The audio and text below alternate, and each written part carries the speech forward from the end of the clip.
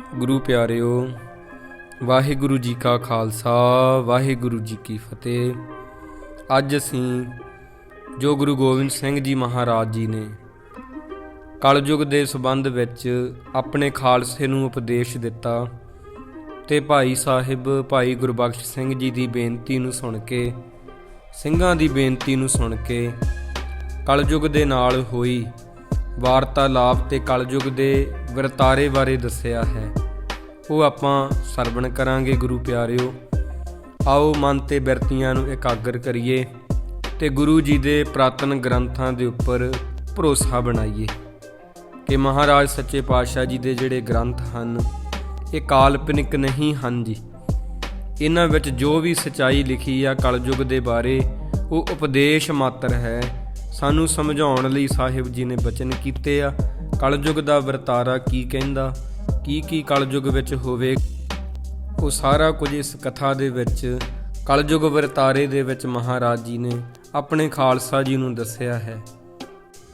ਇਹ ਭਾਈ ਗੁਰਬਖਸ਼ ਸਿੰਘ ਜੀ ਨੇ ਫਿਰ ਜੋ ਮਹਾਰਾਜ ਨੇ ਕਥਾ ਕਹੀ ਸੀ, ਭਾਈ ਸਾਹਿਬ ਸਿੰਘ ਜੀ ਲਿਖਾਰੀ ਉਹਨਾਂ ਪਾਸੋਂ ਬਾਬਾ ਗੁਰਬਖਸ਼ ਸਿੰਘ ਜੀ ਨੇ ਲਿਖਾਇਆ ਸੀ।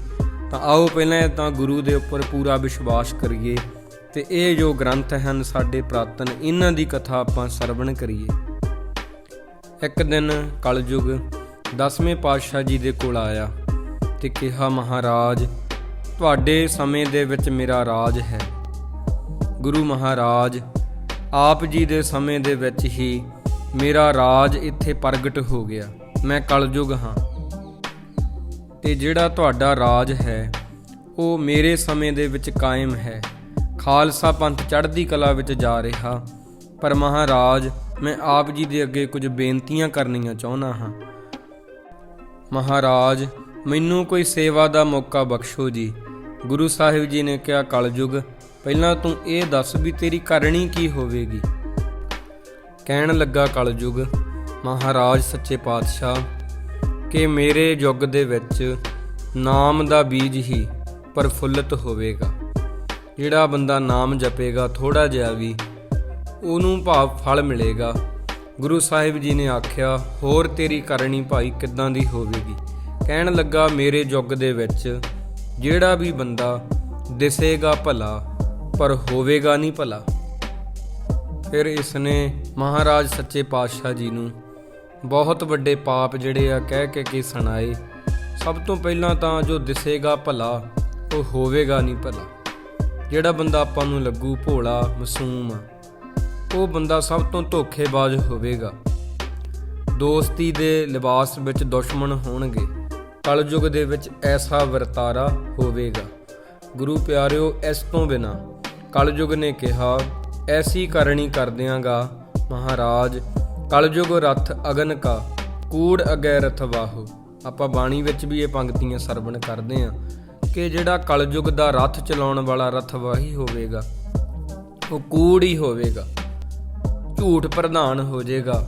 ਸਾਰੇ ਪਾਸੇ ਕੂੜ ਬੰਦੇ ਪ੍ਰਧਾਨ ਹੋ ਜਾਣਗੇ, ਕੁਰਸੀਆਂ ਮੱਲ ਲੈਣਗੇ ਤੇ ਦਾਅਵੇਦਾਰ ਬਣ ਜਾਣਗੇ, ਹੁਕਮਰਾਨ ਬਣ ਜਾਣਗੇ, ਕਰਮਕਾਂਡੀ ਬੰਦੇ, ਪਾਪੀ ਬੰਦੇ। ਕਲਯੁਗ ਰਥ ਅਗਨ ਕਾ, ਕਲਯੁਗ ਜਿਹੜਾ ਹੈ ਰੱਥ ਕਾਹਦਾ, ਅਗਨ ਦਾ, ਅਗਨੀ ਦਾ, ਅੱਗ ਦਾ। ਅੱਗ ਸਭ ਕੁਝ ਸਾੜ ਕੇ ਜਿਵੇਂ ਸਵਾਹ ਕਰ ਦਿੰਦੀ ਆ, ਇਵੇਂ ਮੈਂ ਬੰਦਿਆਂ ਦੇ ਅੰਦਰੋਂ ਗੁਣ ਜਿਹੜੇ ਆ ਸਾੜ ਕੇ ਸਵਾਹ ਕਰ ਦਿਆਂਗਾ। ਗੁਣ ਉਹਨਾਂ ਦੇ ਗਲ ਜਾਣਗੇ। ਇਹ ਰੱਥ ਨੂੰ ਚਲਾਉਣ ਵਾਲਾ ਕੂੜ ਆ। ਜਿੰਨਾ ਵੀ ਕੋਈ ਝੂਠ ਬੋਲੇਗਾ, ਕੂੜ ਬੋਲੇਗਾ, ਉਨਾ ਹੀ ਭਾਵ ਉਹ ਤਾਂ ਨੂੰ ਜਾਵੇਗਾ। ਮਾੜੀਆਂ ਚੀਜ਼ਾਂ ਇਹਨਾਂ ਦੀ ਗਿਣਤੀ ਜਿਹੜੀ ਆ ਵੱਧ ਜਾਵੇਗੀ। ਇਹਨਾਂ ਦੇ ਪਿੱਛੇ ਚੱਲਣ ਵਾਲੇ ਲੋਕ ਵੀ ਵੱਧ ਜਾਣਗੇ। ਐਸੀ ਮੈਂ ਰੀਤੀ ਚਲਾ ਦਿਆਂਗਾ। ਸਤਿਯੁਗ ਦੇ ਵਿੱਚ ਜਿਹੜੇ ਲੋਕ ਸੀਗੇ ਉਹ ਸੱਚੇ ਸੁੱਚੇ ਸਨ ਤੇ ਦੁਆਪਰ ਦੇ ਵਿੱਚ ਤਪ ਕਰਨ ਵਾਲੇ ਲੋਕ ਸੀ ਤੇ ਹੁਣ ਕਲਯੁਗ ਆ ਗਿਆ। ਤਾਂ ਮਹਾਰਾਜ ਨੇ ਪੁੱਛਿਆ ਕਿ ਤੈਨੂੰ ਆਪਣੇ ਨਾਲ ਤਾਂ ਰੱਖਾਂਗੇ, ਤੂੰ ਬੇਨਤੀਆਂ ਕਰਦਾ, ਪਰ ਪਹਿਲਾਂ ਭਾਈ ਆਪਣਾ ਕਰਮ ਦੱਸ ਵੀ ਤੇਰਾ ਕਰਮ ਕਿੱਦਾਂ ਦਾ ਹੋਵੇਗਾ। ਇਹ ਜੋ ਕਥਾ ਹੈ ਨਾ ਗੁਰੂ ਪਿਆਰਿਓ, ਮੈਂ ਆਪ ਜੀ ਨੂੰ ਸਰਵਣ ਕਰਵਾ ਰਿਹਾ। ਇਹ ਕਵੀ ਭਾਈ ਸੰਤੋਖ ਸਿੰਘ ਜੀ ਦੁਆਰਾ ਰਚਿਤਾ। ਨਾਲ ਉਹ ਹਵਾਲਾ ਵੀ ਦਿੰਦੇ ਨੇ ਕਿੱਥੋਂ ਲਿਖਿਆ। ਬਾਬਾ ਬੁੱਢਾ ਸਾਹਿਬ ਜੀ ਉਹਨਾਂ ਦੇ ਪੜਪੋਤਰੇ ਬ੍ਰਹਮ ਗਿਆਨੀ ਭਾਈ ਗੁਰਬਖਸ਼ ਸਿੰਘ ਜੀ। ਉਹਨਾਂ ਦੀ ਰਸਨਾ ਤੋਂ ਇਹ ਕਥਾ ਕਹੀ ਹੋਈ ਆ, ਇਹਨਾਂ ਨੂੰ ਅੱਗੇ ਭਾਈ ਸਾਹਿਬ ਸਿੰਘ ਜੀ ਲਿਖਾਰੀ ਪਾਸੋਂ ਲਿਖਵਾਇਆ ਗਿਆ ਤੇ ਫਿਰ ਉਸ ਤੋਂ ਬਾਅਦ ਕਵੀ ਸੰਤੋਖ ਸਿੰਘ ਜੀ ਲਿਖ ਰਹੇ ਆ। ਤੇ ਭਾਈ ਗੁਰਬਖਸ਼ ਸਿੰਘ ਜੀ ਉਹ ਨੇ ਬਾਬਾ ਬੁੱਢਾ ਸਾਹਿਬ ਜੀ ਦੀ ਪੀੜ੍ਹੀ ਵਿੱਚੋਂ ਜਿਨ੍ਹਾਂ ਨੇ 10ਵੇਂ ਪਾਤਸ਼ਾਹ ਜੀ ਨੂੰ ਗੁਰਤਾ ਗੱਦੀ ਦਾ ਤਿਲਕ ਲਾਇਆ ਸੀਗਾ। ਜਦੋਂ 5 ਸਾਲ ਦਾ ਸੀ ਨਾ, ਮਹਾਰਾਜ ਸੱਚੇ ਪਾਤਸ਼ਾਹ ਜੀ ਦਾ ਸਰੂਪ ਬਾਲਾ ਪ੍ਰੀਤਮ ਜੀ 5 ਵਰ੍ਹਿਆਂ ਦੇ ਹੋ ਗਏ। ਉਦੋਂ ਬਾਬਾ ਗੁਰਬਖਸ਼ ਸਿੰਘ ਜੀ ਨੇ ਉਹਨਾਂ ਨੂੰ ਗੁਰਤਾ ਗੱਦੀ ਦਾ ਤਿਲਕ ਬਖਸ਼ਿਆ ਸੀ। ਤਾਂ ਇਹ ਆਪ ਜੀ ਨੂੰ ਸਰੋਤ ਵੀ ਮੈਂ ਦੱਸ ਰਿਹਾ ਕਿ ਆਪ ਜੀ ਪੂਰੀ ਚੰਗੀ ਤਰ੍ਹਾਂ ਜਾਣੂ ਹੋ ਜਾਓਗੇ ਇਹ ਕਥਾ ਕਿੱਥੋਂ ਲਈ ਗਈ ਆ। ਸੂਰਜ ਪ੍ਰਕਾਸ਼ ਗ੍ਰੰਥ ਦੇ ਵਿੱਚੋਂ ਹੈ। ਤਾਂ ਉਦੋਂ ਫਿਰ ਮਹਾਰਾਜ ਪੁੱਛਣ ਲੱਗੇ, ਸੱਚੇ ਪਾਤਸ਼ਾਹ ਕਲਯੁਗ ਸਭ ਤੋਂ ਪਹਿਲਾਂ ਦੱਸ ਤੂੰ ਕੀ ਤੂੰ ਕਰੇਗਾ, ਆਪਣੀ ਕਰਨੀ ਦੱਸ। ਜਦੋਂ ਕਲਯੁਗ ਨੇ ਹੱਥ ਜੋੜੇ ਕਿਹਾ, ਮਹਾਰਾਜ ਮੈਨੂੰ ਨਾਲ ਰੱਖੋ। ਗੁਰੂ ਸਾਹਿਬ ਜੀ, ਮੈਂ ਆਪ ਜੀ ਦੇ ਸਾਰੇ ਕਾਰਜ ਕਰਾਂਗਾ। ਤੈਸੇ ਤੁਮ ਮਮ ਰਾਖੀਓ ਸਕਲ ਕਰੂੰਗਾ ਕਾਜ। ਸਾਰੇ ਲੋਕਾਂ ਵਿੱਚ ਜਾਣਿਆ ਜਾਊਗਾ ਕਿ ਮੇਰਾ ਤੁਹਾਡਾ ਰਾਜ ਇਕੱਠਾ ਹੋ ਰਿਹਾ। ਫਿਰ ਮਹਾਰਾਜ ਜੀ ਕਹਿੰਦੇ, ਪਹਿਲਾਂ ਆਪਦੀ ਕਰਨੀ ਦੱਸ ਭਾਈ, ਤੇਰੇ ਸਮੇਂ ਵਿੱਚ ਕਿਸ ਕਰਨੀ ਦਾ ਫਲ ਤੇ ਉਹ ਕਿਵੇਂ ਦਾ ਪ੍ਰਾਪਤ ਹੋਵੇਗਾ। ਬੋਲਿਆ, ਕੋਈ ਕਰਨੀ ਨਹੀਂ ਕਰਨੀ ਪਵੇਗੀ, ਮੈਂ ਵੀ ਨਾਮ ਦਾ ਧਰਮ ਚਲਾਵਾਂਗਾ, ਇਸੇ ਦਾ ਵਾਅਦਾ ਕਰਾਂਗਾ। ਸ਼ੁਰੂ ਦੇ ਵਿੱਚ ਇਉਂ ਬੋਲਿਆ। ਫਿਰ ਮਹਾਰਾਜ ਕਹਿੰਦੇ, ਭਾਈ ਖੋਲ ਕੇ ਦੱਸ। ਕਹਿੰਦਾ, ਜੀ ਮੈਂ ਨਾ ਪਿਓ ਤੇ ਪੁੱਤਰ ਵਿੱਚ ਕਲੇਸ਼ ਖੜਾ ਕਰਵਾ ਦਿਆਂਗਾ, ਲੜਕੀਆਂ ਬੀਬੀਆਂ ਇਸਤਰੀਆਂ ਦੇ ਯੁੱਧ ਕਰਵਾਵਾਂਗਾ। ਕਲੇ ਕਰਾਂ ਮੈਂ ਬਾਪ ਸੁੱਤ, ਨਾਰ ਪੁਰਖ ਕੋ ਯੁੱਧ। ਭੈਣ ਮਾਏ ਕੋ ਛੋੜ ਕੇ ਪਾਲੇ ਗ੍ਰਹਿਣ ਸੁੱਧ। ਮਾਂ ਭੈਣ ਨੂੰ ਛੱਡ ਕੇ ਕਲਯੁਗ ਦੇ ਜਿਹੜੇ ਜੀਵ ਆ ਕੇਵਲ ਘਰ ਵਾਲੀ ਨੂੰ ਪਾਲਣਗੇ। ਮਾਤਾ ਪਿਤਾ ਦੀ ਜਿਹੜੀ ਸੇਵਾ ਕਰਨੀ ਭੁੱਲ ਜਾਣਗੇ, ਕੇਵਲ ਘਰ ਵਾਲੀ ਦੇ ਵੱਲ ਹੀ ਉਹਨਾਂ ਦਾ ਧਿਆਨ ਹੋ ਜਾਏਗਾ। ਪੁੱਤਰ ਦੀ ਜਿਹੜੀ ਇਸਤਰੀ ਆ, ਨੂੰਹ ਆ, ਉਹਨੂੰ ਸਹੁਰਾ ਜਿਹੜਾ ਹੈ ਉਹ ਭੋਗੇਗਾ। ਮਾੜੀ ਅੱਖ ਭਾਵ ਕੀ ਮਾੜੀ ਦ੍ਰਿਸ਼ਟੀ ਰੱਖੇਗਾ ਆਪਣੀ ਨੂੰਹ ਤੇ ਹੀ। ਇਸਤਰੀਆਂ ਦੇ ਕਲੇਸ਼ ਹੋ ਜਾਣਗੇ। ਇਵੇਂ ਫਿਰ ਰਾਜੇ ਦੀ ਇਸਤਰੀ ਨੂੰ ਸੇਵਕ ਭੋਗਣਗੇ। ਸ਼ਾਂਤਮਈ ਬ੍ਰਾਹਮਣ ਜਿਹੜੇ ਹਨ ਦਿਖਣਗੇ ਭਲੇ, ਹੋਣਗੇ ਨਹੀਂ ਭਲੇ। ਜਿੱਦਾਂ ਦੇ ਲੋਕ ਦਿਖਣਗੇ ਨਾ ਉੱਦਾਂ ਦੇ ਨਹੀਂ ਹੋਣਗੇ। ਐਸਾ ਮੈਂ ਕਲਾ ਜਿਹੜੀ ਆ ਨਾ ਵਰਤਾ ਦਿਆਂਗਾ। ਤਾਂ ਗੁਰੂ ਪਿਆਰਿਓ, ਇਵੇਂ ਜਿਹੜੀ ਇਸਤਰੀ ਪੁੱਤਰ ਨੂੰ ਜਨਮ ਦੇਵੇਗੀ ਨਾ ਤੇ ਉਹਨੂੰ ਬੜਾ ਚੰਗਾ ਮੰਨਿਆ ਜਾਵੇਗਾ। ਪੁੱਤਰ ਜਨੈ ਨਾਰੀ ਭਲੀ, ਕੰਨਿਆ ਜਨਨੀ ਦੂਰ। ਕੰਨਿਆ ਲੜਕੀ ਜੰਮਣ ਵਾਲੀ ਇਸਤਰੀ ਨੂੰ ਸਾਰੇ ਤਿਆਗ ਦੇਣਗੇ, ਕਈ ਉਹਨੂੰ ਛੱਡ ਦੇਣਗੇ, ਉਹਦਾ ਸਤਿਕਾਰ ਨਹੀਂ ਕੋਈ ਕਰੇਗਾ। ਪੁੱਤਰ ਪਿਓ ਨੂੰ ਸਮਝਾਵੇਗਾ ਤੇ ਨੂੰਹ ਜਿਹੜੀ ਆ ਸੱਸ ਨੂੰ ਝੂਠੀ ਕਹੇਗੀ। ਸੁਤ ਸਮਝਾਵੇ ਬਾਪ ਕੋ ਨਹਿ ਕੈ ਸਾਸ ਕੂਰ।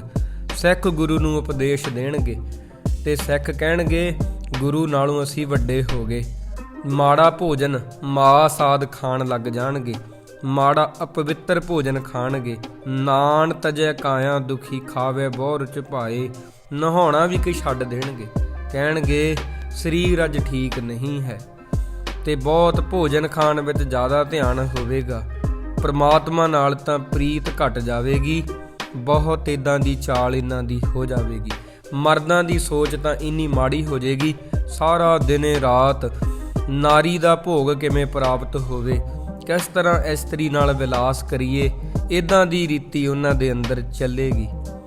ਇਸਤਰੀਆਂ ਸਾਰਾ ਦਿਨ ਘਰ ਦੇ ਵਿੱਚ ਇਹ ਜਿਹੜਾ ਹੈ ਨਾ ਗਲਤ ਤਰੀਕਾ, ਕਿਵੇਂ ਕਿਸੇ ਦੇ ਘਰ ਵਿੱਚ ਕਲੇਸ਼ ਪਵਾਈਏ, ਜਾਦੂ ਟੂਣੇ ਤੰਤਰ ਮੰਤਰ, ਜਾਂ ਫਿਰ ਆਪਣੀ ਕਾਮਨਾ ਨੂੰ ਪੂਰੀ ਕਰਨ ਵਾਸਤੇ ਉਹੋ ਜਿਹਾ ਕੋਈ ਸੰਭੋਗ ਦਾ ਸਮਾਨ, ਨਾਰੀ ਮਿਲਣਾ ਭੋਗ ਕਵੀ, ਗ੍ਰੇ ਜਜੀਏ ਸਾਜ, ਉਹੋ ਜੀਆਂ ਚੀਜ਼ਾਂ ਇਕੱਠੀਆਂ ਕਰਨਗੇ। ਤਾਂ ਇਹ ਮਹਾਰਾਜ ਜੀ ਕਲਯੁਗ ਦੇ ਵਿੱਚ, ਇਹ ਮੇਰੇ ਰਾਜ ਦੇ ਵਿੱਚ ਸਾਰਾ ਕੁਝ ਹੋਵੇਗਾ।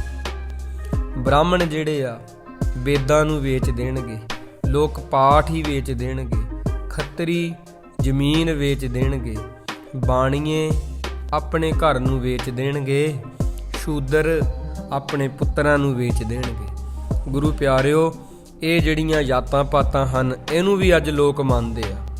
ਕਹਿੰਦੇ ਕੰਮ ਤੋਂ ਬਿਨਾਂ ਬੇਰੁਜ਼ਗਾਰੀ ਫੈਲ ਜਾਵੇਗੀ, ਬਹੁਤ ਲੋਕ ਬੇਰੁਜ਼ਗਾਰ ਹੋ ਜਾਣਗੇ। ਗਿਣਤੀ ਵਿੱਚ ਜਦੋਂ ਵਾਧਾ ਹੋ ਜਾਵੇਗਾ ਤੇ ਫਿਰ ਕਈ ਸਾਧ ਬਣ ਜਾਣਗੇ ਨਾ। ਜਦੋਂ ਕੰਮਕਾਰ ਨਾ ਮਿਲਿਆ, ਪਖੰਡੀ ਸਾਧ ਵੀ ਬੜੇ ਵੱਧ ਜਾਣਗੇ। ਮਹਾਰਾਜ ਮ੍ਰਿਗਸ਼ਾਲਾ ਪਹਿਨ ਕੇ, ਜਟਾ ਬੰਨ੍ਹ ਕੇ ਪਖੰਡ ਕਰਨਗੇ। ਐਸੀ ਕਲਾ ਮੈਂ ਵਰਤਾ ਦਿਆਂਗਾ। ਮਹਾਰਾਜ ਕਹਿੰਦੇ ਕਲਯੁਗ ਹੋਰ ਤੂੰ ਕੀ ਕਰੇਂਗਾ, ਸਾਨੂੰ ਦੱਸ ਭਾਈ। ਅਸੀਂ ਹੋਰ ਵੀ ਇਹ ਆਪਦੇ ਖਾਲਸੇ ਨੂੰ ਜਾਣਨਾ ਚਾਹੁੰਦੇ ਹਾਂ, ਵੀ ਇਹ ਸਾਰੇ ਸਮਝ ਜਾਣ ਵੀ ਕਲਯੁਗ ਵਿੱਚ ਕੀ ਹੋਵੇਗਾ। ਕਲਯੁਗ ਕਹਿਣ ਲੱਗਾ, ਮਾੜੇ ਸੰਤ ਜਿਹੜੇ ਆ, ਇਹਨਾਂ ਦੀ ਗਿਣਤੀ ਇੰਨੀ ਵੱਧ ਜਾਏਗੀ, ਲੋਕ ਕਿਆ ਕਰਨਗੇ ਇਹ ਚੰਗੇ ਸੰਤ ਆ, ਇਹ ਭਲੇ ਸੰਤ ਆ। ਇਹਨਾਂ ਦਾ ਜਿਹੜਾ ਸੰਗ ਆ ਕਿਸਮਤ ਵਾਲਿਆਂ ਨੂੰ ਮਿਲਦਾ, ਪਰ ਉਹ ਨਹੀਂ ਜਾਣ ਪਾਉਣਗੇ ਕਿ ਇਹ ਬੜੇ ਕਪਟੀ ਹਨ, ਇਹ ਬੜੇ ਪਖੰਡੀ ਆ। ਇਸ ਤਰ੍ਹਾਂ ਉਹ ਲੋਕਾਂ ਦਾ ਧਰਮ ਦੇ ਨਾਮ ਤੇ ਸ਼ੋਸ਼ਣ ਕਰ ਦੇਣਗੇ। ਸ਼ੁਭ ਕਰਨੀ ਦੇ ਨਾਲ ਜਿਹੜੇ ਫਲ ਮਿਲਣੇ ਸੀ ਉਹ ਕੋਈ ਕਰਨ ਹੀ ਨਹੀਂ ਦੇਵੇਗਾ। ਐਸੀ ਰੀਤੀ ਮੈਂ ਬਣਾ ਦਿਆਂਗਾ। ਲੋਕਾਂ ਨਾਲ ਬਚਨ ਕਰਕੇ ਗਿਆਨ ਦੀਆਂ ਗੱਲਾਂ ਕਰਨ ਵਾਲੇ ਉਹ ਜਿਹੜੇ ਲੋਕ ਆ ਤੇ ਬੜੇ ਪਖੰਡੀ ਕਪਟੀ ਜ਼ਿਆਦਾ ਸੁਹਾਵਣੇ ਲੱਗਣ ਲੱਗ ਜਾਣਗੇ। ਐਸੀ ਰੀਤੀ ਮੈਂ ਕਰ ਦਿਆਂਗਾ। ਕਲਯੁਗ ਦੇ ਵਿੱਚ ਅਣਵਿਆਹੀਆਂ ਇਸਤਰੀਆਂ, ਜਿਹੜੀਆਂ ਕੁਆਰੀਆਂ ਔਰਤਾਂ ਨੇ, ਉਹ ਗਰਭਧਾਰੀ ਹੋ ਜਾਣਗੀਆਂ। ਉਹਨਾਂ ਨੂੰ ਗਰਭ ਡਿਗਾਉਣਾ ਪਵੇਗਾ, ਆਪਣਾ ਗਰਭ ਡੇਗ ਦੇਣਗੀਆਂ। ਵਿਆਹੀਆਂ ਨੂੰ ਗਰਭ ਨਹੀਂ ਹੋਵੇਗਾ। ਗਰਭ ਗਰਾਵੇ ਨਾਰਕਾ, ਸੁਭਾਗਾ ਹੋਏ ਨਾ ਗਰਭ। ਭੂਤ ਪ੍ਰੇਤ ਸੇਵਨ ਕਰੈ, ਨਹਿ ਸਿਮਰੈ ਸ੍ਰੀ ਪ੍ਰਭ। ਲੋਕ ਭੂਤਾਂ ਪ੍ਰੇਤਾਂ ਦਾ ਸਿਮਰਨ ਕਰਨਗੇ, ਪ੍ਰਭੂ ਦਾ ਸਿਮਰਨ ਭੁੱਲ ਜਾਣਗੇ। ਸ਼ੁਭ ਕੰਮ ਦੀ ਇੱਛਾ ਵਿੱਚ ਬੜੇ ਵਿਘਨ ਪੈਣਗੇ। ਚਾਹਤ ਤੋਂ ਬਗੈਰ ਵਾਲੇ ਕੰਮ ਹੋਣਗੇ। ਮਿੱਤਰ ਵੈਰੀਆਂ ਵਾਲਾ, ਦੁਸ਼ਮਣਾਂ ਵਾਲਾ ਕੰਮ ਕਰਨਗੇ। ਵੈਰੀ ਜਿਹੜੇ ਆ ਮਿੱਤਰਾਂ ਵਾਲਾ ਕੰਮ ਕਰ ਦੇਣਗੇ। ਐਸੀ ਉਲਟੀ ਰੀਤੀ ਬਣਾ ਦਿਆਂਗਾ। ਜਿਹੜੇ ਮਿੱਤਰ ਲੱਗਣਗੇ ਉਹ ਦੁਸ਼ਮਣ ਹੋਣਗੇ, ਜਿਹੜੇ ਦੁਸ਼ਮਣ ਆ ਕਈ ਵਾਰੀ ਉਹ ਮਿੱਤਰਾਂ ਵਾਲਾ ਕੰਮ ਕਰ ਜਾਣਗੇ। ਐਸੀ ਰੀਤੀ ਬਣਾ ਦਿਆਂਗਾ ਮਹਾਰਾਜ ਜੀ ਮੈਂ। ਧਰਮ ਬਿਲਕੁਲ ਨਿੱਘਰ ਜਾਵੇਗਾ। ਲੋਕ ਮੜੀਆਂ ਮਸਾਣਾਂ ਦੇ ਉੱਪਰ ਹੀ ਵਿਸ਼ਵਾਸ ਕਰਨਗੇ। ਕਿਤੋਂ ਕੋਈ ਯੰਤਰ ਮੰਤਰ ਤੰਤਰ ਲੈ ਲਿਆ, ਉਹਦੇ ਉੱਪਰ ਭਰੋਸਾ ਰਹੇਗਾ। ਨਾਮ ਭਜਨ ਬਾਣੀ ਉੱਪਰ ਕਿਤਨਾ ਵੀ ਭਰੋਸਾ ਕਹਿ ਲੋ ਕਰਨਾ, ਕਰ ਲੋ ਬੰਦੇ, ਕਰ ਲੈ ਬੰਦੇ ਬੰਦਗੀ ਤੂੰ, ਪਰ ਕੋਈ ਨਹੀਂ ਮੰਨੇਗਾ। ਜਿੱਥੇ ਕੋਈ ਚੰਗਾ ਕੰਮ ਸ਼ੁਰੂ ਕਰਨਾ ਹੋਵੇਗਾ ਉੱਥੇ ਮੈਂ ਲੜਾਈ ਪਵਾ ਦਿਆਂਗਾ। ਕੋਈ ਨਾ ਕੋਈ ਵਿਘਨ ਖੜਾ ਕਰ ਦਿਆਂਗਾ। ਇਤਨੇ ਵਿਘਨ ਪੈ ਜਾਣਗੇ, ਬਹੁਤ ਜ਼ਿਆਦਾ ਵਿਘਨ ਪਾਵਾਂਗਾ, ਕਲੇਸ਼ ਖੜੇ ਕਰਵਾ ਦਿਆਂਗਾ। ਐਸੀ ਕਰਨੀ ਮੇਰੇ ਵਿੱਚ ਹੋ ਜਾਵੇਗੀ ਰਾਜ ਦੇ ਵਿੱਚ ਜੀ। ਜਿੱਥੇ ਕੋਈ ਭੈੜਾ ਮਾੜਾ ਕੰਮ ਹੁੰਦਾ ਹੋਵੇਗਾ ਨਾ, ਤੇ ਮੈਂ ਉਹਨਾਂ ਦੇ ਕੰਮ ਨੂੰ ਸੌਖਾ ਕਰ ਦਾਂਗਾ, ਬਹੁਤ ਸੌਖਾ। ਇਸ ਤਰ੍ਹਾਂ ਕਿਸੇ ਨੇ ਕਤਲ ਕਰਨਾ, ਉਹਦੇ ਵਿੱਚ ਉਹੋ ਜਿਹੀਆਂ ਰੂਹਾਂ ਮਦਦ ਕਰਨਗੀਆਂ, ਪਰ ਚੰਗਾ ਕੰਮ ਛੇਤੀ ਨਹੀਂ ਹੋਣ ਦਿਆਂਗਾ। ਇਹ ਮੈਂ ਬੜੇ ਵਿਘਨ ਪਾਵਾਂਗਾ। ਅੱਜ ਵੀ ਆਪਾਂ ਇਹ ਦੇਖਦੇ ਹਾਂ ਕਿ ਸਤ ਸੰਗਤ ਦਾ ਮਾਹੌਲ ਪੈਦਾ ਕਰਨਾ ਹੋਵੇ ਕਿਤਨਾ ਮੁਸ਼ਕਲ ਹੋ ਜਾਂਦਾ ਜੀ, ਬਹੁਤ ਔਖਾ। ਕੋਈ ਸਿੰਗਰ ਆ ਜੇ, ਨੱਚਣ ਟੱਪਣ ਵਾਲੇ ਆ ਜਾਣ, ਕੋਈ ਵੇਸ਼ਵਾਵਾਂ ਜਿਹੜੀਆਂ ਸਟੇਜਾਂ 'ਤੇ ਚੜ੍ਹ ਕੇ ਨੱਚਦੀਆਂ ਨੇ, ਉੱਥੇ ਜਦੇ ਹੀ ਸਾਰਾ ਕੁਝ ਲੈ ਕੇ ਸਾਰੇ ਹਾਜ਼ਰ ਹੋ ਜਾਂਦੇ ਆ। ਬੜਾ ਛੇਤੀ ਉੱਥੇ ਇਕੱਠ ਵੀ ਹੋ ਜਾਂਦਾ। ਸਤ ਸੰਗਤ ਵਿੱਚ 4 ਬੰਦੇ ਇਕੱਠੇ ਕਰਨੇ ਔਖੇ ਹੋ ਜਾਂਦੇ ਆ। ਤਾਂ ਅੱਜ ਵੀ ਇਹ ਰੀਤੀ ਜਿਹੜੀ ਆ, ਮਹਾਰਾਜ ਜੀ ਦੇ ਬਚਨ ਕਿਵੇਂ ਕਾਲਪਨਿਕ ਹੋ ਸਕਦੇ ਨੇ ਜੀ, ਕਿਵੇਂ ਆਪਾਂ ਕਹਿ ਸਕਦੇ ਹਾਂ ਇੰਨੇ ਸਮਾਂ ਪਹਿਲਾਂ ਲਿਖੇ ਗਏ ਗ੍ਰੰਥ ਸਾਡੇ ਝੂਠ ਹਨ, ਜੋ ਕਿ ਅੱਜ ਸੱਚ ਹੋ ਰਿਹਾ ਸਭ ਕੁਝ। ਤਾਂ ਸਤਿਗੁਰੂ ਮਹਾਰਾਜ ਕਹਿਣ ਲੱਗੇ ਕਿ ਦੇਖੋ ਭਾਈ, ਤੂੰ ਤਾਂ ਭਾਵ ਕਿ ਇੱਕ ਨਟ ਦੇ ਵਾਂਗ ਸੁਣ ਬੋਲੇ ਕੌਤਕ ਭਲੇ, ਤੂੰ ਤਾਂ ਨਟ ਜਿਉਂ ਪੰਥ। ਜਿਵੇਂ ਕੋਈ ਨੱਚਣ ਵਾਲਾ ਆਪਦੀ ਕਲਾ ਦਿਖਾਉਂਦਾ ਨਾ, ਤੂੰ ਤਾਂ ਨਟ ਪੰਥ ਹੀ ਬਣ ਜਾਏਗਾ ਸਾਡੇ ਰਾਜ ਦੇ ਵਿੱਚ, ਸਾਡੇ ਪੰਥ ਵਿੱਚ। ਅਸੀਂ ਤਾਂ ਭਾਈ ਨਾਮ ਤੇ ਦਾਨ ਜਿਹੜਾ ਹੈ, ਕਿਰਤ ਕਰਨੀ, ਨਾਮ ਜਪਣਾ, ਵੰਡ ਛਕਣਾ, ਇਹਨੇ ਪ੍ਰਧਾਨ ਹੋਣਾ। ਫਿਰ ਸਾਡਾ ਤੇਰੇ ਨਾਲ ਮੇਲ ਕਿਵੇਂ ਬਣੇਗਾ। ਤੇ ਕਲਯੁਗ ਕਹਿਣ ਲੱਗਾ, ਮਹਾਰਾਜ ਆਪ ਜੀ ਦੇ ਅੱਗੇ ਮੇਰੀ ਪੇਸ਼ ਕਿੱਥੇ ਜਾਵੇਗੀ। ਮਹਾਰਾਜ ਮੇਰੀ ਕੀ ਔਕਾਤ ਹੈ ਆਪ ਜੀ ਦੇ ਅੱਗੇ, ਆਪ ਜੀ ਦੇ ਅੱਗੇ ਤਾਂ ਮੇਰੀ ਕੋਈ ਪੇਸ਼ ਨਹੀਂ ਜਾਣੀ। ਫਿਰ ਭਾਈ ਗੁਰਬਖਸ਼ ਸਿੰਘ ਜੀ ਕਹਿੰਦੇ, ਮਹਾਰਾਜ ਸੱਚੇ ਪਾਤਸ਼ਾਹ ਜੀ ਉਹਦੀ ਗੱਲ ਸੁਣ ਕੇ ਕਲਯੁਗ ਦੀ ਬੋਲੇ ਸੀ, ਸੱਚੀ ਗੱਲ ਤੈਨੂੰ ਕਹਿੰਦੇ ਆ, ਉੱਚੀ ਪੁਕਾਰ ਕੇ ਸੁਣਾਉਂਦੇ ਆ। ਤੂੰ ਸਾਡੇ ਭਗਤਾਂ ਨੂੰ, ਸਿੱਖਾਂ ਨੂੰ ਤੰਗ ਨਹੀਂ ਕਰਨਾ। ਨਾਮ ਭਜਨ ਕਰਨ ਵਾਲਿਆਂ ਨੂੰ ਤੂੰ ਛੂਹਣਾ ਤੱਕ ਨਹੀਂ, ਉੱਥੇ ਤੱਕ ਤੇਰਾ ਜ਼ੋਰ ਨਾ ਚੜ੍ਹੇ, ਇਹ ਤੈਨੂੰ ਅਸੀਂ ਹੁਕਮ ਕਰਦੇ ਹਾਂ। ਕਲਯੁਗ ਕਹਿਣ ਲੱਗਾ, ਮਹਾਰਾਜ ਜਿਹੜੇ ਵੀ ਖਾਲਸੇ ਨੂੰ, ਜਿਹੜੇ ਵੀ ਸਿੱਖ ਨੂੰ, ਸਿੰਘ ਨੂੰ ਆਪ ਜੀ ਨੇ ਨਾਮ ਦੀ ਬਖਸ਼ਿਸ਼ ਕੀਤੀ ਆ, ਉਹਦੇ ਅੱਗੇ ਮੇਰੀ ਸ਼ਕਤੀ ਕਿਵੇਂ ਚੱਲੇਗੀ ਮਹਾਰਾਜ? ਨਹੀਂ ਚੱਲੇਗੀ ਜੀ। ਹੁਣ ਮਹਾਰਾਜ ਮੈਨੂੰ ਆਪਣੀ ਕੋਈ ਸੇਵਾ ਦਾ ਮੌਕਾ ਬਖਸ਼ੋ, ਮੈਂ ਵੀ ਆਪ ਜੀ ਦੀ ਸੇਵਾ ਕਰਨੀ ਚਾਹੁੰਦਾ, ਕਿਰਪਾ ਕਰੋ ਜੀ ਮੇਰੇ ਉੱਪਰ। ਗੁਰੂ ਸਾਹਿਬ ਜੀ ਕਹਿਣ ਲੱਗੇ, ਕਲਯੁਗ ਨਹੀਂ, ਤੇਰਾ ਸਾਡਾ ਮੇਲ ਨਹੀਂ ਹੋ ਸਕਦਾ। ਅਸੀਂ ਆਪਣੇ ਸਿੱਖਾਂ ਨੂੰ ਸਤਿਗੁਣ ਬਖਸ਼ਣੇ ਆ ਤੇ ਤੂੰ ਮਾੜੀ ਰੇੜੀ ਆ ਬਿਰਤੀ ਉਹਨਾਂ ਦੀ ਕਰ ਦੇਵੇਂਗਾ, ਆਪਣਾ ਮੇਲ ਨਹੀਂ ਹੋ ਸਕਦਾ। ਕਲਯੁਗ ਤੇਰੀ ਰੀਤੀ ਸਾਡੇ ਨਾਲੋਂ ਬਿਲਕੁਲ ਉਲਟ ਜਾਂ ਵੱਖਰੀ ਆ। ਕਲਯੁਗ ਕਹਿਣ ਲੱਗਾ, ਮਹਾਰਾਜ ਸਭ ਤੋਂ ਪਹਿਲਾਂ ਨਾ ਕਥਾ ਸੁਣਾਵੂੰ ਆਦਿ ਕੀ, ਮਤ ਕਰਿਓ ਬਖਿਆਤ। ਮੈਂ ਤੁਹਾਨੂੰ ਆਪਣੀ ਮੁੱਢਲੀ ਕਥਾ ਸੁਣਾਉਣਾ, ਇਸ ਕਰਕੇ ਨਾ ਮੈਨੂੰ ਮਹਾਰਾਜ ਧਰਕਾਰੋ ਨਾ, ਤੇ ਮੇਰੀ ਪਹਿਲਾਂ ਸਾਰੀ ਕਥਾ ਸੁਣ ਲਓ। ਗੁਰੂ ਮਹਾਰਾਜ ਫਿਰ ਉਸ ਤੋਂ ਬਾਅਦ ਫੈਸਲਾ ਕਰਨਾ ਕਿ ਮੈਨੂੰ ਆਪਣੇ ਨਾਲ ਰੱਖਣਾ ਜਾਂ ਨਹੀਂ ਰੱਖਣਾ, ਕਿਉਂਕਿ ਸਨਾਤਨ ਧਰਮ ਦੇ ਵਿੱਚ ਵੀ ਇਸ ਤਰ੍ਹਾਂ ਲਿਖਿਆ ਹੈ, ਬ੍ਰਹਮਾ ਜਿਹੜਾ ਹੈ ਉਹ ਤੋਂ 4 ਯੁੱਗ ਪੈਦਾ ਹੋਏ ਆ। ਹੁਣ ਇਹ ਵੇਦਾਂ ਦੇ ਵਿੱਚ ਜਾਂ ਪ੍ਰਾਤਨ ਸਨਾਤਨ ਦੇ ਗ੍ਰੰਥਾਂ ਵਿੱਚ ਵੀ ਇਹ ਗੱਲ ਲਿਖੀ ਆ, ਨਾਭ ਕਮਲ ਤੇ ਬ੍ਰਹਮਾ ਉਪਜੇ, ਵੇਦ ਪੜੇ ਮੁਖ ਕੰਠ ਸਵਾਰ। ਪੁਰਾਣਾ 'ਚ ਕਥਾ ਹੁੰਦੀ ਆ ਕਿ ਜਿਸ ਬ੍ਰਹਮਾ ਦੇ ਰਚੇ ਹੋਏ ਵੇਦ ਮੂੰਹੋਂ ਗਲੇ ਨਾ ਮਿੱਠੀ ਸੁਰ ਵਿੱਚ ਨਿਤ ਜਿਹੜੇ ਪੰਡਿਤ ਲੋਕ ਪੜ੍ਹਦੇ ਆ, ਉਹ ਬ੍ਰਹਮਾ ਵਿਸ਼ਨੂੰ ਦੀ ਧੁੰਨੀ ਵਿੱਚੋਂ ਉੱਗੇ ਹੋਏ ਕੌਲ ਤੋਂ ਜੰਮਿਆ ਸੀਗਾ। ਵਿਸ਼ਨੂੰ ਦੀ ਧੁੰਨੀ ਦੇ ਕਮਲ ਤੋਂ ਬ੍ਰਹਮਾ ਪੈਦਾ ਹੋਇਆ। ਲੋਕ ਆਪਣੇ ਗਲੇ ਦੇ ਸੂਤ ਕਰਕੇ ਸਵਾਰ ਕੇ ਵੇਦਾਂ ਨੂੰ ਆਪਣੇ ਮੂੰਹ ਨਾਲ ਜਿਹੜਾ ਵਾਚਦੇ ਆ, ਪਰ ਪਰਮਾਤਮਾ ਦਾ ਭੇਦ ਕਿਸੇ ਨੇ ਨਹੀਂ ਪਾਇਆ। ਇਹ ਭਾਈ ਗੁਰਬਖਸ਼ ਸਿੰਘ ਜੀ ਜਿਹੜੇ ਹਨ ਨਾ, ਤੇ ਉਹਨਾਂ ਨੇ ਗੁਰੂ ਪਿਆਰਿਓ ਤੇ ਸਾਹਿਬ ਸਿੰਘ ਲਿਖਾਰੀ ਜੀ ਨੂੰ ਕਿਹਾ ਕਿ ਇਹ ਗੁਰੂ ਸਾਹਿਬ ਜੀ ਨੇ ਮੈਨੂੰ ਕਿਹਾ ਸੀ ਕਿ ਮੈਂ ਤੈਨੂੰ ਕੱਲ ਨਾਵਾਂ, ਗੁਰਬਖਸ਼ ਸਿੰਘ ਤੋਕੋ ਦੀਨੋ। ਇਹ ਮੈਨੂੰ ਮਹਾਰਾਜ ਨੇ ਕਿਹਾ ਸੀਗਾ ਕਿ ਕੱਲ ਨਾਵਾਂ ਮੈਂ ਤੈਨੂੰ ਦੇ ਰਿਹਾ। ਸੋ ਸਤਿਗੁਰੂ ਜੀ ਨੇ ਮੈਨੂੰ ਇਹ ਸੁਣਾਇਆ ਸੀਗਾ, ਤੇ ਇਹ ਮੈਂ ਭਾਈ ਸਾਹਿਬ ਸਿੰਘ ਜੀ ਤੁਹਾਡੇ ਤੋਂ ਲਿਖਾ ਰਿਹਾ। ਮੈਂ ਤੁਹਾਨੂੰ ਇੱਕ ਇੱਕ ਗੱਲ ਸੱਚ ਦੱਸ ਰਿਹਾ, ਕੋਈ ਗੱਲ ਦੇ ਵਿੱਚ ਝੂਠ ਨਹੀਂ। ਕਲਯੁਗ ਕਹਿਤਾ ਆਦਮੈ ਬ੍ਰਹਮਾ ਜਨਤਾ ਕੀਨ। ਕਲਯੁਗ ਕਹਿੰਦਾ ਆਦ ਕਾਲ ਵਿੱਚ ਜਦੋਂ ਬ੍ਰਹਮਾ ਸੀ, ਉਦੋਂ ਸਾਡੀ ਉਤਪਤੀ ਯੁੱਗਾਂ ਦੀ ਹੋਈ ਆ, ਤਾਂ ਅਸੀਂ ਸਾਰੇ ਆਖੀਏ ਅਸੀਂ ਵੱਡੇ ਹਾਂ, ਬ੍ਰਹਮਾ ਜੀ ਨੇ ਸਾਨੂੰ ਹੰਕਾਰੀ ਜਾਣਿਆ। ਫਿਰ ਬ੍ਰਹਮਾ ਉਹਨੇ ਮੈਨੂੰ ਕਲਯੁਗ ਕਹਿਣ ਲੱਗਾ ਆਪਣੇ ਕੋਲ ਬੁਲਾਇਆ, ਆਖਿਆ ਪੁੱਤਰ ਤੂੰ ਮੇਰੇ ਤੋਂ ਹੀ ਪੈਦਾ ਹੋਇਆ ਹੈ, ਕਿਉਂਕਿ ਸਨਾਤਨ ਧਰਮ ਦੇ ਗ੍ਰੰਥ ਮੰਨਦੇ ਆ ਨਾ ਕਿ ਇਹ ਜਿਹੜੇ ਯੁੱਗ ਆ ਬ੍ਰਹਮਾ ਤੋਂ ਪੈਦਾ ਹੋਏ ਆ। ਤੇ ਬ੍ਰਹਮਾ ਨੂੰ ਬਣਾਉਣ ਵਾਲਾ ਕੌਣ ਆ? ਅਕਾਲ ਪੁਰਖ, ਬ੍ਰਹਮਾ ਵਿਸ਼ਨ ਮਹਾਦੇਵ, ਸਾਰਿਆਂ ਨੂੰ ਸਾਜਣ ਵਾਲਾ ਪ੍ਰਮਾਤਮਾ। ਇਹ ਵੀ ਚੇਤੇ ਰੱਖਣਾ। ਤਾਂ ਕਲਯੁਗ ਆਪਣੀ ਕਥਾ ਇਉਂ ਕਹਿ ਰਿਹਾ, ਇਹ ਕਲਯੁਗ ਦੇ ਬੋਲ ਆ ਕਿ ਬ੍ਰਹਮਾ ਨੇ ਮੈਨੂੰ ਕੋਲ ਬੁਲਾਇਆ, ਆਖਿਆ ਪੁੱਤਰ ਤੂੰ ਮੇਰੇ ਤੋਂ ਹੀ ਪੈਦਾ ਹੋਇਆ ਹੈ, ਤੇ ਤੇਰੇ ਰਾਜ ਦੇ ਵਿੱਚ ਸੁਣ ਲਾ ਕੀ ਕੀ ਮੈਂ ਕੀਤਾ ਹੋਇਆ।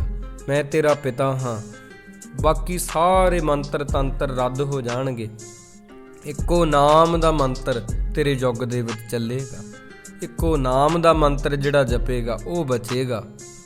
ਸਤਿਗੁਰੂ ਮਹਾਰਾਜ ਦੇ ਵੀ ਬਚਨ ਆ, ਅਬ ਕੱਲੂ ਆਇਓ ਰੇ, ਇੱਕ ਨਾਮ ਬੋਵੋ ਬੋਵੋ। ਉਹ ਹੁਣ ਕਲਯੁਗ ਆ ਗਿਆ, ਤੂੰ ਇੱਕ ਪ੍ਰਭੂ ਦੇ ਨਾਮ ਨੂੰ ਬੀਜ, ਆਨ ਰੂਤ ਨਾਹੀ ਨਾਹੀ। ਨਹੀਂ, ਇਹ ਹੋਰ ਕੁਝ ਬੀਜਣ ਦਾ ਮੌਸਮ ਨਹੀਂ। ਮਤ ਭਰਮ ਭੂਲੋ ਭੂਲੋ, ਤੂੰ ਸੰਦੇਹ ਤੇ ਭਟਕਣਾ ਜਿਹੜੀ ਆ ਨਾ ਆਪਦੀ ਦੂਰ ਕਰ। ਇਹਦੇ ਵਿੱਚ ਕਲਯੁਗ ਵਿੱਚ ਨਾਮ ਦਾ ਬੀਜ ਹੀ ਪਰਿਫੁੱਲਤ ਹੋਵੇਗਾ, ਹੋਰ ਕੋਈ ਬੀਜ ਨਹੀਂ ਹੋਵੇਗਾ। ਇਹ ਕਲਯੁਗ ਨੇ ਫਿਰ ਕਿਹਾ ਵੀ ਮੈਨੂੰ ਬ੍ਰਹਮੇ ਨੇ ਗੱਲਾਂ ਦੱਸੀਆਂ ਨੇ। ਹੁਣ ਜੇ ਕਲਯੁਗ ਦੇ ਵਿੱਚ ਕੋਈ ਚਾਹੁੰਦਾ ਹੈ ਕਿ ਉਹਦਾ ਜਿਹੜਾ ਹੈ ਸਾਰਾ ਕਾਰਜ ਠੀਕ ਹੋ ਜਾਵੇ, ਕਾਰਜ ਸਵਰ ਜਾਵੇ, ਤਾਂ ਉਹਨੂੰ ਵਾਹਿਗੁਰੂ ਮੰਤਰ ਦਾ ਜਾਪ ਜਪਣਾ ਚਾਹੀਦਾ। ਇਹ ਵਾਹਿਗੁਰੂ ਮੰਤਰ ਦਾ ਅਭਿਆਸ ਕਰਨਾ ਪਵੇਗਾ। ਨਾਨਕ ਨਾਮ ਅਰਾਧਿਆ ਕਾਰਜ ਆਵੇ ਰਾਸ। ਨਾਮ ਜਪਣ ਦੇ ਨਾਲ ਹੀ ਉਹਦਾ ਕਾਰਜ ਜਿਹੜਾ ਰਾਸ ਹੋਵੇਗਾ। ਐਸੀ ਕਲਯੁਗ ਤੇਰੇ ਯੁੱਗ ਦੇ ਵਿੱਚ ਰੀਤੀ ਹੋਵੇਗੀ। ਬ੍ਰਹਮੇ ਨੇ ਮੈਨੂੰ ਇਹ ਗੱਲ ਕਹੀ ਸੀ, ਤੂੰ ਆਪਣੀ ਸ਼ਕਤੀ ਨੂੰ ਕਲਯੁਗ ਬਹੁਤ ਵਰਤ ਸਕਦਾ, ਪਰ ਨਾਮ ਦੀ ਸ਼ਕਤੀ ਅੱਗੇ ਤੇਰਾ ਕੋਈ ਜ਼ੋਰ ਨਹੀਂ ਚੱਲੇਗਾ, ਉਹ ਪ੍ਰਬਲ ਰਹੇਗੀ। ਐਸੀ ਤੇਰੇ ਯੁੱਗ ਦੀ ਰੀਤੀ ਹੋਵੇਗੀ। ਕਲਯੁਗ ਤੇਰੇ ਰਾਜ ਦੇ ਵਿੱਚ ਸਾਰੇ ਮੰਤਰ ਰੱਦ ਹੋ ਜਾਣਗੇ। ਤੋਹਿ ਰਾਜ ਹੋਏ ਪੁੱਤਰ, ਜਬ ਸਭ ਦੇਵਨ ਦਿਓ ਵਰਜ। ਮੈਂ ਸਾਰਿਆਂ ਦੇਵਤਿਆਂ ਨੂੰ ਵਰਜ ਦੇਵਾਂਗਾ, ਇੱਕੋ ਨਾਮ ਦਾ ਹੀ ਮਹਾਤਮ ਤੂੰ ਗੱਜ ਕੇ ਸੁਣਾਈ। ਸਾਰਿਆਂ ਨੂੰ ਕਹੀਂ ਕਿ ਨਾਮ ਹੀ ਪ੍ਰਧਾਨ, ਤੇਰਾ ਭਲੀ ਪ੍ਰਕਾਰ ਰਾਜ ਹੋਵੇਗਾ। ਜੋ ਤੂੰ ਬਚਨ ਕਹੇ ਹਨ ਉਹ ਸਿੱਧ ਹੋ ਜਾਣਗੇ। ਭਾਵ ਕਿ ਨਾਮ ਦੀ ਹੀ ਮਹਿਮਾ ਹੋਵੇਗੀ। ਜਦੋਂ ਗੁਰੂ ਨਾਨਕ ਸਾਹਿਬ ਜੀ ਦੇ ਸਮੇਂ ਪ੍ਰਿਥੀਮਲ ਸਹਿਗਲ ਜੀ ਨੇ, ਇੱਕ ਸਿੱਖ ਨੇ ਪੁੱਛਿਆ ਸੀ, ਮਹਾਰਾਜ ਮੇਰੀ ਕਿਵੇਂ ਮੁਕਤੀ ਹੋਊਗੀ? ਗੁਰੂ ਸਾਹਿਬ ਜੀ ਨੇ ਕਿਹਾ ਸੀ, ਬਾਕੀ ਸਾਰਾ ਦਿਨ ਆਪਦੇ ਘਰ ਦੇ ਕੰਮ ਕਰੋ, ਪਰਿਵਾਰ ਦੇ ਵਿੱਚ ਰਹੋ, ਸਵੇਰੇ ਸ਼ਾਮ ਤੁਸੀਂ ਸਾਧ ਸੰਗਤ ਵਿੱਚ ਆ ਜਾਇਆ ਕਰੋ, ਇਹਦੇ ਨਾਲ ਹੀ ਤੁਹਾਡੀ ਮੁਕਤੀ ਹੋ ਜਾਏਗੀ। ਉਦੋਂ ਫਿਰ ਸਿੱਖ ਨੇ ਕਿਹਾ, ਮਹਾਰਾਜ ਮੈਂ ਸੋਚਿਆ ਵੀ ਆਪ ਜੀ ਮੈਨੂੰ ਔਖਾ ਕੰਮ ਕਰਨ ਲਈ ਕੋਈ ਕਹੋਗੇ, ਜੰਗਲਾਂ ਵਿੱਚ ਜਾਣ ਲਈ ਕਹੋਗੇ, ਸਮੇਰ ਪਰਬਤ ਤੇ ਪਹਾੜਾਂ ਤੇ ਜਾਣ ਨੂੰ ਕਹੋਗੇ। ਆਪ ਜੀ ਨੇ ਤਾਂ ਬੜਾ ਸੌਖਾ ਕਰ ਦਿੱਤਾ।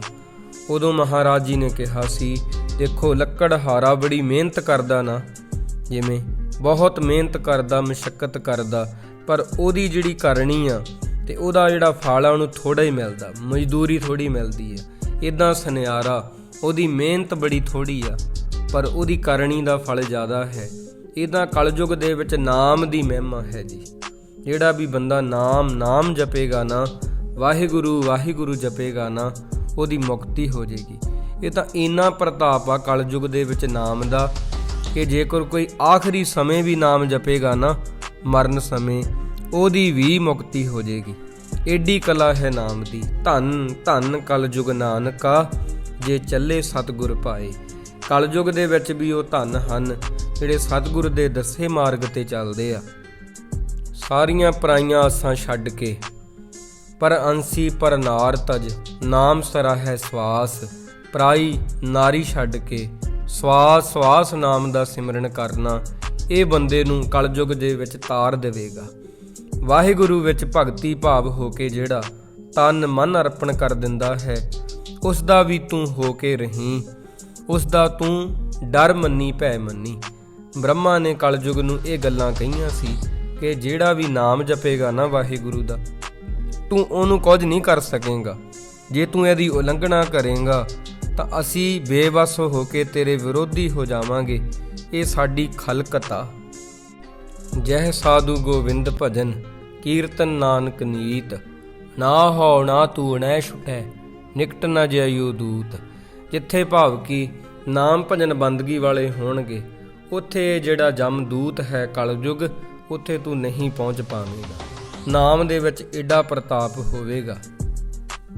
ਬ੍ਰਹਮਾ ਜੀ ਨੇ ਹਦਾਇਤ ਕੀਤੀ ਕਲਯੁਗ ਨੂੰ, ਜੇ ਤੂੰ ਨਾਮ ਜਪਣ ਵਾਲਿਆਂ ਦੇ ਨੇੜੇ ਜਾਵੇਂਗਾ ਨਾ, ਤੂੰ ਬੱਧਿਆ ਜਾਵੇਂਗਾ, ਨਾਲ ਮੇਰੀ ਵੀ ਬੇਇੱਜ਼ਤੀ ਹੋਵੇਗੀ। ਇਸ ਕਰਕੇ ਨਾਮ ਦੇ ਪ੍ਰਤਾਪੀਆਂ ਤੋਂ ਸਦਾ ਕਲਯੁਗ ਤੂੰ ਦੂਰ ਹੀ ਰਹੇਂਗਾ। ਇਹ ਤੈਨੂੰ ਹਦਾਇਤ ਦੇ ਰਿਹਾ। ਇਹ ਸਾਰੀਆਂ ਚੀਜ਼ਾਂ ਨੂੰ ਤੂੰ ਖਿਆਲ ਵਿੱਚ ਰੱਖਣਾ, ਭੁੱਲਣਾ ਨਹੀਂ ਹੈ। ਗੁਰੂ ਪਿਆਰਿਓ, ਜਿਹੜੇ ਗੁਰਮੁਖ ਹੁੰਦੇ ਆ ਨਾ, ਉਹਨਾਂ ਦੀ ਜਿਹੜੀ ਪਰਿਭਾਸ਼ਾ ਬੜੀ ਸੋਹਣੀ ਗੁਰੂ ਅਰਜਨ ਦੇਵ ਜੀ ਨੇ ਦਿੱਤੀ ਆ। ਕਹਿੰਦੇ ਨੇ ਉਹ ਖੁਸ਼ੀ ਗਮੀ ਦੋਨਾਂ ਤੋਂ ਆਜ਼ਾਦ ਹੁੰਦੇ ਆ। ਹਰ ਇੱਕ ਸੋਗ ਦੋਹੂੰ ਤੇ ਮੁਕਤੇ, ਤੇ ਹਮੇਸ਼ਾ ਹੀ ਦੁਨੀਆ ਦੇ ਵੱਲੋਂ ਉਹ ਅਟੰਕ ਰਹਿੰਦੇ ਆ। ਰੱਬ ਨਾਲ ਜੁੜੇ ਰਹਿਣ ਦੀ ਵਿਧੀ ਉਹਨਾਂ ਨੂੰ ਆਉਂਦੀ ਆ। ਦਿਸਦੇ ਸਾਰਿਆਂ 'ਚ ਹੀ ਆ, ਦੀਸੇ ਸਭ ਮੇ ਸਭ ਤੇ ਰਹਤੇ, ਪਾਰ ਬ੍ਰਹਮ ਕਾ ਉਹ ਧਿਆਨ ਧਰਤੇ। ਪਰ ਆਪਦੀ ਬਿਰਤੀ ਪਰਮਾਤਮਾ ਦੇ ਵਿੱਚ ਜੋੜੀ ਰੱਖਦੇ ਸਦਾ ਹੀ। ਇਹੋ ਜੀ ਉਹਨਾਂ ਗੁਰਮੁਖਾਂ ਦੀ ਕਰਨੀ ਹੁੰਦੀ ਆ। ਬ੍ਰਹਮਾ ਨੇ ਕਿਹਾ ਕਿ ਕਲਯੁਗ ਤੇਰਾ ਜ਼ੋਰ ਹੋਰਾਂ ਤੇ ਤਾਂ ਚੱਲੇਗਾ, ਬਹੁਤ ਜ਼ੋਰ ਚੱਲੇਗਾ, ਪਰ ਨਾਮ ਜਪਣ ਵਾਲਿਆਂ ਤੇ ਤੇਰਾ ਜ਼ੋਰ ਨਹੀਂ ਚੱਲੇਗਾ ਜੀ। ਇਸ ਕਰਕੇ ਕਦੇ ਵੀ ਭੁੱਲ ਨਾ ਕਰੀ, ਨਾਮ ਜਪਣ ਵਾਲਿਆਂ ਤੇ ਕਦੇ ਆਪਦਾ ਇਹ ਜਿਹੜਾ ਜ਼ੋਰ ਆ ਅਜਮਾਈ ਨਾ। ਅਜਮਾਵੇਂਗਾ ਤੇ ਤੂੰ ਹਾਰ ਜਾਵੇਂਗਾ, ਹਾਰ ਜਾਵੇਂਗਾ ਤੇ ਤੇਰੀ ਨਰਾਦਰੀ ਹੋਵੇਗੀ। ਗੁਰੂ ਸਾਹਿਬ ਜੀ ਕਹਿਣ ਲੱਗੇ, ਕਲਯੁਗ ਹੋਰ ਤੂੰ ਕੀ ਦੱਸ ਮੈਨੂੰ, ਕਰੇਂਗਾ ਜਾਂ ਕੀਤਾ ਹੈ ਜਾਂ ਆਉਣ ਵਾਲੇ ਸਮੇਂ ਵਿੱਚ ਤੂੰ ਕਰਨਾ ਹੈ। ਕਹਿਣ ਲੱਗਾ, ਮਹਾਰਾਜ ਮੈਨੂੰ ਬ੍ਰਹਮਾ ਨੇ ਕਿਹਾ ਸੀ, ਜਿਹੜਾ ਬੰਦਾ ਆਪਣੀ ਘਰਵਾਲੀ ਤੇ ਸੰਤੋਖ ਰੱਖੇਗਾ, ਆਪਣੀ ਨਾਰੀ ਸੱਚ ਬ੍ਰਿਤ, ਖਾਜ ਅਖਾਜੀ ਬ੍ਰਿਤ, ਸੋਈ ਸੰਤ ਗੁਰੂ ਮਾਨੀਏ ਕੁਲ ਪੁੱਤਰ ਸਤ ਚਿੱਤ। ਜਿਹੜਾ ਬੰਦਾ ਸੱਚ ਦੀ ਵਿਚਾਰਦਾ ਤੇ ਇਹ ਚੀਜ਼ ਦੇਖੇਗਾ ਵੀ ਕਿਹੜੀ ਚੀਜ਼ ਖਾਣ ਯੋਗ ਹੈ ਕਿਹੜੀ ਨਹੀਂ ਖਾਣ ਯੋਗ, ਅੱਖਾਂ ਨੂੰ ਵੀ ਸੰਕੋਚ ਕੇ ਚੱਲੇਗਾ, ਕੰਨਾਂ ਦੇ ਨਾਲ ਚੰਗਾ ਸੁਣੇਗਾ, ਜੀਭ ਦਾ ਚੰਗਾ ਇਸਤੇਮਾਲ ਕਰੇਗਾ, ਇਹ ਮੇਰੇ ਕਲਯੁਗ ਪੁੱਤਰ, ਤਾਂ ਉਹ ਸੰਤ ਗੁਰੂ ਮਾਣਯੋਗ ਹੋਵੇਗਾ ਤੇਰੇ ਯੁੱਗ ਦੇ ਵਿੱਚ। ਇਹ ਗੱਲ ਨੂੰ ਚਿੱਤ ਵਿੱਚ ਧਾਰ ਲਵੀਂ, ਉਹਦੀ ਬੜੀ ਪੂਜਾ ਹੋਵੇਗੀ, ਉਹਦੀ ਵੀ ਬੜੀ ਚੜ੍ਹਦੀ ਕਲਾ ਹੋ ਜਾਵੇਗੀ। ਤਾਂ ਅਸੀਂ ਅੱਜ ਵੇਖਦੇ ਹਾਂ ਤਾਂ ਵਿਆਹ ਕਰਾ ਕੇ ਵੀ ਲੋਕ ਜਿਹੜੇ ਆ ਦੂਜਿਆਂ ਦੀਆਂ ਇਸਤਰੀਆਂ ਵੱਲ ਜਾਂ ਔਰਤਾਂ ਦੂਸਰੇ ਮਰਦਾਂ ਵੱਲ ਜਿਹੜੀਆਂ ਤੱਕਦੀਆਂ ਹਨ ਗਲਤ ਨਿਗਾਹ ਦੇ ਨਾਲ, ਉਹ ਸਾਰਾ ਕਲਯੁਗ ਦਾ ਹੀ ਵਰਤਾਰਾ ਹੈ ਜੀ। ਗਲਤ ਵੇਖਣ ਤੇ ਗਲਤ ਸੁਣਨ ਦੇ ਨਾਲ ਜਿੰਨੀ ਸਾਡੀ ਸ਼ਕਤੀ ਨਸ਼ਟ ਹੁੰਦੀ ਆ, ਅੱਜ ਓਨੀ ਹੋਰ ਕਿਸੇ ਤਰੀਕੇ ਦੇ ਨਾਲ ਨਹੀਂ ਹੁੰਦੀ। ਅਸੀਂ ਵੇਖਦੇ ਹਾਂ ਗਲਤ ਸੁਣ ਲਿਆ ਕੁਝ, ਕਿਵੇਂ ਮਨ ਨੂੰ ਚੈਨ ਨਹੀਂ ਆਉਂਦਾ, ਕਿਤਨਾ ਮਨ ਬੇਚੈਨ ਹੋ ਜਾਂਦਾ ਹੈ। ਗਲਤ ਵੇਖਣ ਦੇ ਨਾਲ ਵੀ ਇੱਦਾਂ ਹੁੰਦਾ ਹੈ। ਇਹੀ ਕਲਯੁਗ ਦਾ ਵਰਤਾਰਾ ਹੈ। ਇਹ ਨਿਸ਼ਾਨੀ ਸਾਧ ਕੀ ਜਿਸ ਭੇਟ ਤੇ ਤਰੀਏ। ਮਹਾਂਪੁਰਖਾਂ ਦੀ ਨਿਸ਼ਾਨੀ ਇਹ ਹੁੰਦੀ ਆ ਵੀ ਉਹਨਾਂ ਵੱਲ ਵੇਖ ਕੇ ਕਲੇਜੇ ਨੂੰ ਠੰਡ ਪੈ ਜਾਂਦੀ ਹੈ, ਕਿਉਂਕਿ ਉਹਨਾਂ ਦਾ ਅੱਖਾਂ, ਕੰਨਾਂ, ਜੀਵ ਰਸਨਾ ਤੇ ਇੰਦਰੀਆਂ ਤੇ ਕੰਟਰੋਲ ਹੁੰਦਾ। ਗੁਰੂ ਪਿਆਰਿਓ, ਉਹਨਾਂ ਨੂੰ ਹੀ ਮਹਾਂਪੁਰਖ ਕਿਹਾ ਜਾ ਸਕਦਾ। ਜੇ ਕੋਈ ਹੁਣ ਤੇ ਬਾਣਾ ਪਾ ਲਵੇ ਧਰਮ ਦਾ ਪਰ ਅੰਦਰ ਧਰਮ ਨਾ ਹੋਵੇ, ਕਿਵੇਂ ਆਪਾਂ ਉਹਨੂੰ ਧਾਰਮਿਕ ਕਹਿ ਸਕਦੇ ਹਾਂ? ਨਹੀਂ ਕਹਿ ਸਕਦੇ ਨਾ। ਕਲਯੁਗ ਦੇ ਵਿੱਚ ਇਹੋ ਜਿਹੇ ਪਖੰਡੀ ਬਹੁਤ ਹੋਣਗੇ, ਪਰ ਸੱਚਾ ਸੰਤ ਕਰੋੜਾਂ ਦੇ ਪਿੱਛੇ ਕੋਈ ਇੱਕ ਹੋਵੇਗਾ। ਫਿਰ ਗੁਰੂ ਸਾਹਿਬ ਜੀ ਕਹਿਣ ਲੱਗੇ ਕਲਯੁਗ ਬ੍ਰਹਮਾ ਨੇ ਹੋਰ ਕੀ ਕਿਹਾ ਸੀ ਤੁਹਾਨੂੰ? ਕਹਿਣ ਲੱਗਾ ਮਹਾਰਾਜ, ਉਹਨਾਂ ਆਖਿਆ ਸੀ ਸਤਜੁਗ ਮੇਰੇ ਸਿਰ ਵਾਸੋ, ਸਤਜੁਗ ਮੇਰੇ ਸਿਰ 'ਚ ਵਸਦਾ ਹੈ ਤੇ ਤ੍ਰੇਤਾ ਮੇਰੀਆਂ ਬਾਹਾਂ 'ਚ, ਭੁਜਾ ਬਸੋ ਤ੍ਰੇਤੈ ਹੈ, ਦੁਆਪਰ ਬਸਿਓ ਯੰਗ ਮਮ ਤੂੰ ਚਰਨਨ ਕੋ ਸੇਹ। ਦੁਆਪਰ ਮੇਰੀਆਂ ਲੱਤਾਂ 'ਚ ਵਸਦਾ, ਤੂੰ ਮੇਰੇ ਚਰਨਾਂ 'ਚ ਵਸਦਾ। ਇਸ ਕਰਕੇ ਚਰਨਾਂ ਦੀ ਸੇਵਾ ਕਰੋ। ਅੰਗ ਅੰਗ ਦੀ ਮੁਕਤੀ ਵੇਦ ਵਿੱਚ ਲਿਖ ਦਿੱਤੀ ਆ। ਤੇ ਮਹਾਰਾਜ ਸੱਚੇ ਪਾਤਸ਼ਾਹ ਜੀ ਇਸ ਤਰ੍ਹਾਂ ਜਿਹੜਾ ਬ੍ਰਹਮਾ ਮੈਨੂੰ ਕਹਿ ਰਿਹਾ ਸੀਗਾ, ਵੇਦਾਂ ਦੇ ਵਿੱਚ ਵੀ ਇਹ ਗੱਲ ਲਿਖੀ ਹੈ ਕਿ ਨਾਮ ਦੇ ਤੁਲ ਕੋਈ ਚੀਜ਼ ਨਹੀਂ ਹੈਗੀ, ਨਾਮ ਹੀ ਸਭ ਤੋਂ ਪ੍ਰਧਾਨ ਹੋਵੇਗਾ। ਹੁਣ ਜਿਹੜੇ ਨਾਮ ਜਪਣ ਵਾਲੇ ਕਲਯੁਗ ਦੇ ਵਿੱਚ ਅਸਲ ਸੰਤ ਹੋਣਗੇ, ਉਹਨਾਂ ਕੋਲ ਪਰਾ ਪਸੰਤੀ ਜਾਪ, ਮਧਮਾ ਵੈਖਰੀ ਜਾਪ ਰਸ ਚਾਰ ਵੇਦ ਸਥਾਪ। ਪਰਾਵਸਥਾ ਦੇ ਨਾਲ ਪਸੰਤੀ ਮਧਮਾ ਵੈਖਰੀ ਸਵਾਸ ਸਵਾਸ ਜਪ ਦਾ ਰਸ ਮੰਨਣਗੇ। ਇਹ ਜਿਹੜੀ ਕਲਾ ਹੈ ਨਾ, ਤੇ ਕਲਯੁਗ ਦੇ ਵਿੱਚ ਹੀ ਕੇਵਲ ਹੋਵੇਗੀ, ਪਹਿਲਾਂ ਨਹੀਂ ਸੀ। ਪਹਿਲਾਂ ਤਪ ਹੁੰਦੇ ਸੀ ਵੱਡੇ ਵੱਡੇ, ਪਰ ਅੰਦਰ ਸੁਰਤ ਤੋਂ ਲੈ ਕੇ ਪਾਠ ਕਰਨਾ ਇਹ ਕਲਯੁਗ ਦੇ ਵਿੱਚ ਜ਼ਰੂਰ ਕਰ ਸਕਣਗੇ ਲੋਕ, ਪਰ ਕਰੇਗਾ ਕੋਈ ਕੋਈ। ਇਹ ਮੌਕੇ ਹਨ, ਪਰ ਇਹਦੇ ਵਿੱਚ ਕੋਈ ਭਾਗ ਵਿਰਲਾ ਹੀ ਲਵੇਗਾ। ਹੁਣ ਜਿਹੜੀ ਇਹ ਪਰਾਬਾਣੀ ਹੁੰਦੀ ਹੈ, ਇਹਦੇ ਬਾਰੇ ਥੋੜ੍ਹਾ ਜਿਹਾ ਸਮਝੋ। ਧੁੰਨੀ ਵਿੱਚੋਂ ਵਾਹਿਗੁਰੂ ਸੱਚੇ ਪਾਤਸ਼ਾਹ ਜੀ ਦੇ ਨਾਲ ਨਾਭੀ ਵਿੱਚੋਂ ਆਵਾਜ਼ ਜਿਹੜੀ ਆ ਪੈਦਾ ਹੋਣੀ, ਧੁਨ ਪਰਾ ਕਹਿੰਦੇ ਆ। ਥੋੜ੍ਹੀ ਜਿਹੀ ਉੱਪਰ ਛਾਤੀ ਤੇ ਉਹਨੂੰ ਪਸੰਤੀ, ਗਲੇ 'ਚ ਮਧਮਾ ਤੇ ਜ਼ੁਬਾਨ ਰਾਹੀਂ ਵੈਖਰੀ।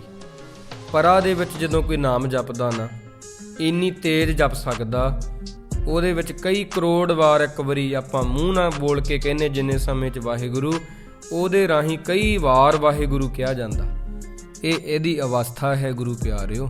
ਇਸ ਕਰਕੇ ਕਲਯੁਗ ਦੇ ਵਿੱਚ ਮਹਾਂਪੁਰਖ ਜਿਹੜੇ ਹੋਣਗੇ ਉਹ ਇਸ ਤਰ੍ਹਾਂ ਜਾਪ ਕਰ ਸਕਣਗੇ, ਪਰ ਕਰੇਗਾ ਕੋਈ ਵਿਰਲਾ ਵਿਰਲਾ। ਪਰ ਇਹ ਜਿਹੜੀ ਕਲਾ ਹੈ ਕਲਯੁਗ ਦੇ ਵਿੱਚ ਗੁਰੂ ਤੋਂ ਹੀ ਪ੍ਰਾਪਤ ਹੋਵੇਗੀ। ਕਲਯੁਗ ਦੇ ਵਿੱਚ ਗੁਰੂ ਤੋਂ ਬਿਨਾਂ ਗਿਆਨ ਨਹੀਂ ਹੋਵੇਗਾ। ਗੁਰੂ ਬਿਨ ਘੋਰ ਅੰਧਾਰ, ਗੁਰੂ ਬਿਨ ਸਮਝ ਨਾ ਆਵੇ। ਗੁਰੂ ਤੋਂ ਬਿਨਾਂ ਕਿਵੇਂ ਮੁਕਤੀ ਬੰਦੇ ਨੂੰ ਮਿਲ ਸਕਦੀ ਆ? ਗੁਰੂ ਤੋਂ ਬਿਨਾਂ ਕਿਵੇਂ ਬੰਦੇ ਨੂੰ ਗਿਆਨ ਹੋ ਸਕਦਾ? ਨਹੀਂ ਹੋ ਸਕਦਾ ਜੀ।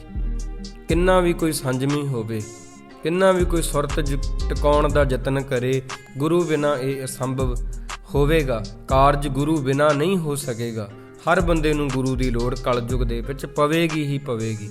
ਐਸੀ ਕਲਾ ਮੈਂ ਦਿਖਾ ਦਿਆਂਗਾ।